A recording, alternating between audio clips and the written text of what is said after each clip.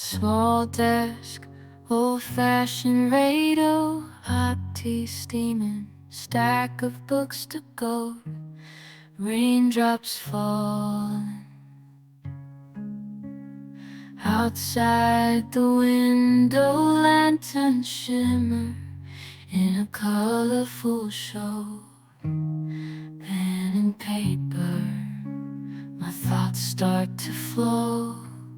Quiet moments deep inside, I'll go where my words rhyme and feelings overflow.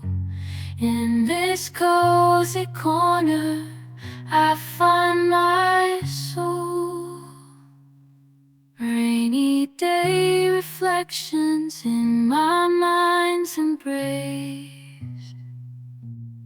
Lost in contemplation, finding endless grace.